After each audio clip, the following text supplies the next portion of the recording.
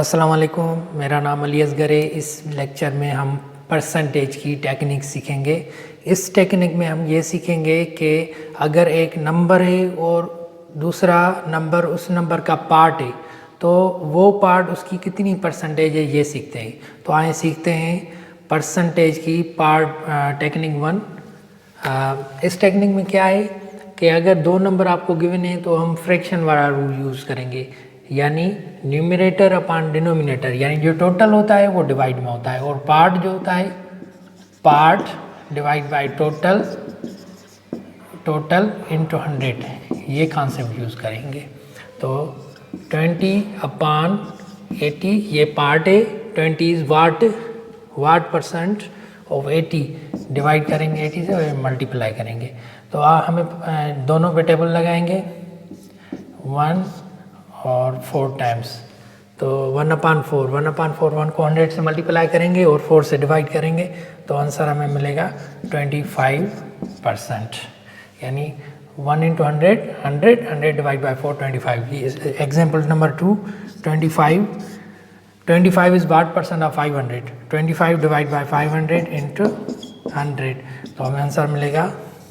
यहाँ 100 की टेबल 500 पे 5 टाइम 25 को अब हम 5 से डिवाइड करेंगे, यानी ये डिवाइड में है, 25 को डिवाइड करेंगे 5 से तो हमें आंसर मिलेगा 5%।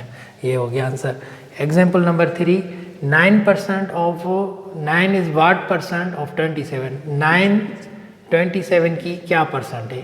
तो पार्ट ये है, डिवाइड में टोटल इंटू 100। तो 9 1 9, 9 3 25, दोनों पे टेबल लगी 9 की 1/3।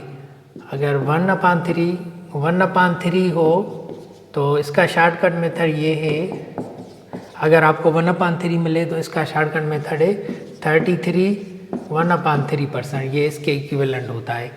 1/3 इक्विवेलेंट टू दिस। अगर 2/3 हो तो वो 66% के बराबर होता है। 66/23%। Example number 4, 50 is what part of 75, तो 50 डिवाइड बाई 75 इंटू 100। तो इनको दोनों पे टेबल लग 25 की 2 टाइम्स और 25 की 3 टाइम्स।